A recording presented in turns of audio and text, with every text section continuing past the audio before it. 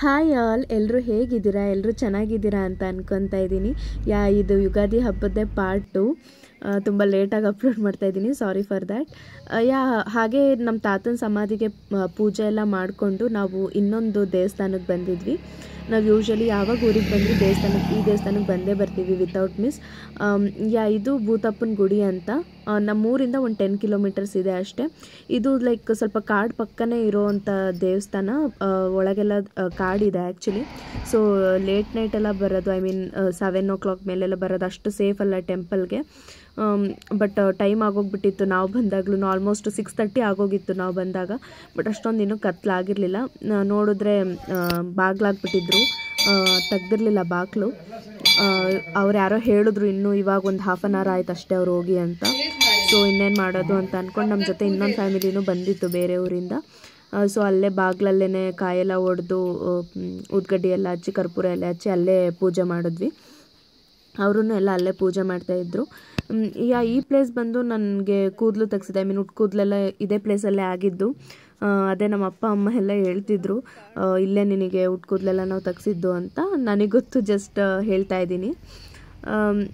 ತುಂಬಾ ಲೇಟ್ ಆಗೋಗ್ಬಿಡ್ತು. ನಾವು ಸ್ವಲ್ಪ ಬೇಗ ಬರಬೇಕಿತ್ತು, ಬಟ್ ಏನು ಮಾಡೋದು, ತುಮಕೂರಿಂದ ಊರಿಗೆ ಹೋದಾಗ್ಲೇ ಸಿಕ್ಕಾಬಟ್ಟೆ ಲೇಟ್ ಆಗೋಗ್ಬಿಟ್ಟಿತ್ತು. ಸೊ ಅಲ್ಲೇ ದೇವಸ್ಥಾನ ಪಕ್ಕದಲ್ಲೇ ನಮ್ಮ ತಾತನ ಹೆಸರಲ್ಲಿ ನಾವೊಂದು ಕಲ್ಲನ್ನ ನೆಟ್ಟಿರ್ತೀವಿ. ನಮ್ಮ ತಾತನ ಅಪ್ಪ ಅಮ್ಮ ಎಲ್ರದ್ದು ಇದೆ ಅಲ್ಲಿ.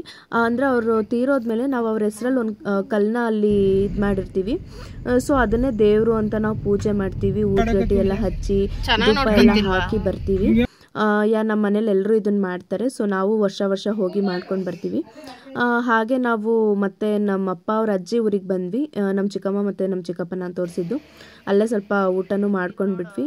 ಇವ್ರು ನಮ್ಮ ಚಿಕ್ಕಮ್ಮನ ಮಗ. ನಮ್ಮ ಅಪ್ಪ ಅವ್ರ ಅಜ್ಜಿಗೆ ಆಲ್ಮೋಸ್ಟ್ 95+ ಆಗಿದೆ ಏಜು. ಮೊನ್ನೆ ಹುಷಾರಿರಲಿಲ್ಲ ಅಂತ ಹೇಳಿಬಿಟ್ಟು ಹಾಸ್ಪಿಟಲಿಗೆ ಕರ್ಕೊಂಡು ಬಂದಿದ್ರು.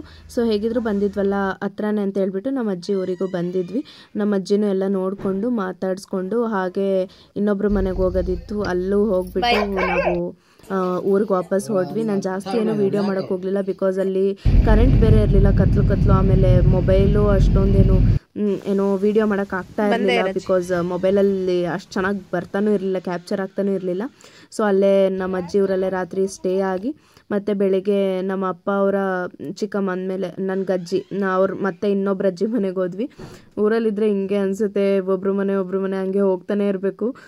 ಬೆಳಿಗ್ಗೆ ನಾವು 6 ಗಂಟೆಗೆ ಹೊರಡೋಣ ಅಂದ್ಕೊಂಡಿತ್ತು, ಬಟ್ ನಾವು ಆಲ್ಮೋಸ್ಟ್ 8 o'clock ಆಗಿತ್ತು ಹೊರಡೋಷ್ಟರಲ್ಲಿ. ಎಲ್ಲ ಹೋಗ್ಬಿಡಿ ಹೊಸ್ತಡ್ಕಲ್ವಾ, ಊಟ ಮಾಡ್ಕೊಂಡು ಹೋಗಿ ಅಂತಿದ್ರು. ಬಟ್ ನಮಗೆ ಬರಬೇಕಂತಿತ್ತು, ಬಿಕಾಸ್ ನಮ್ಮ ಅಪ್ಪಂಗೂ ಕೆಲಸ ಇತ್ತು, ನನ್ನ ತಮ್ಮನೂ ಒಬ್ಬನೇ ಇದ್ದ ಮನೇಲಿ. ಸೊ ಬಂದುಬಿಟ್ವಿ. ಹಾಗೆ ಬರ್ಬೇಕಾದ್ರೆ ಇಲ್ಲೇ ಮಧುಗಿರಿ ಹತ್ರ ಒಂದು ಹೋಟೆಲ್ಗೆ ಹೋದ್ವಿ, ಬಿಕಾಸ್ ಇಲ್ಲಿ ನಮ್ಮ ಅಪ್ಪಾಜಿ ಲಾಸ್ಟ್ ಟೈಮ್ ತಿಂದಿದ್ದೆ ಚೆನ್ನಾಗಿತ್ತು ಅಂತ ಹೇಳಿದರು ಇಡ್ಲಿ. ಸೊ ಸರಿ ಅಂದ್ಬಿಟ್ಟು ಇಲ್ಲೇ ತಿನ್ನೋಣ ಅಂತ ಹೋದ್ವಿ. ಬಟ್ ಇಡ್ಲಿ ತೊಗೊಂಡ್ವಿ, ಫುಲ್ಲು ಹುಳಿ ಆಗೋಗ್ಬಿಟ್ಟಿತ್ತು, ಸ್ವಲ್ಪನೂ ಚೆನ್ನಾಗಿರಲಿಲ್ಲ. ನನಗಂತೂ ಸ್ವಲ್ಪನೂ ಇಷ್ಟ ಆಗಲಿಲ್ಲ.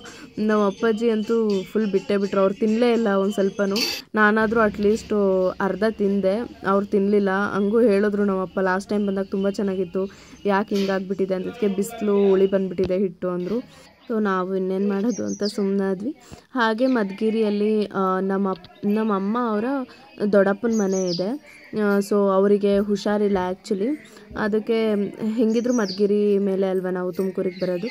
ಸೊ ಅವ್ರನ್ನೂ ನೋಡ್ಕೊಂಡು ಬರೋಣ ಅಂತ ಹೇಳಿಬಿಟ್ಟು ಅವ್ರ ಮನೆಗೆ ಹೋಗಿದ್ವಿ ನಾವು. ಯಾವ್ರಿಗೆ ಹುಷಾರಿರಲಿಲ್ಲ, ನಾವು ಯಾವಾಗ ನಮ್ಮ ಊರ ಕಡೆ ಎಲ್ಲ ಬಂದ್ರೂ ಹೋಗ್ತೀವಿ ನೋಡ್ಕೊಂಡು ಬರೋಕ್ಕೆ ನಮ್ಮ ತಾತನ್ನ. ಹಾಗೆ ಹೋಗಿದ್ವಿ. ಹಾಗೆ ಮಾತೆಲ್ಲ ಮುಗಿಸ್ಕೊಂಡು ಟೀಗಿ ಎಲ್ಲ ಕುಡ್ಕೊಂಡು ನಾವು ಹೊರಟ್ವಿ, ಬಿಕಾಸ್ ಲೇಟ್ ಆಗೋಗ್ಬಿಟ್ಟಿತ್ತು, ತುಂಬ ಬಿಸಿಲು ಬೇರೆ ಆಗೋಗ್ಬಿಟ್ಟಿತ್ತು. ಸೊ ಅದಕ್ಕೆ ನಾವು ಹೊರಟ್ಬಿಟ್ವಿ ಮನೆಗೆ, ತುಮಕೂರಿಗೆ. ನಾನು ಇನ್ನೂ ತುಂಬ ಕ್ಲಿಪ್ಪಿಂಗ್ಸ್ ತೊಗೊಂಡಿದ್ದೆ ಬರಬೇಕಾದ್ರೂ, ಅದು ಹೆಂಗೋ ಗೊತ್ತಿಲ್ಲ, ನಾನು ಬೈ ಮಿಸ್ಟೇಕ್ ಡಿಲೀಟ್ ಮಾಡಿಬಿಟ್ಟಿದ್ದೀನಿ. ಅದಕ್ಕೆ ನಾನು ಯಾವುದು ಏನು ಜಾಸ್ತಿ ಅಪ್ಲೋಡ್ ಮಾಡಿಲ್ಲ, ತುಂಬ ಶಾರ್ಟಾಗೇ ಈ ವ್ಲಾಗ್ನ ಇಟ್ಟಿದ್ದೀನಿ. ಎಲ್ರಿಗೂ ಈ ವಿಡಿಯೋ ಇಷ್ಟ ಆಗಿದೆ ಅಂದ್ಕೊತೀನಿ. ಇಷ್ಟ ಆಗಿದ್ದರೆ ಪ್ಲೀಸ್ ಲೈಕ್ ಮಾಡಿ, ಶೇರ್ ಮಾಡಿ, ಕಮೆಂಟ್ ಮಾಡಿ, ಸಬ್ಸ್ಕ್ರೈಬ್ ಮಾಡಿ. Thank you all.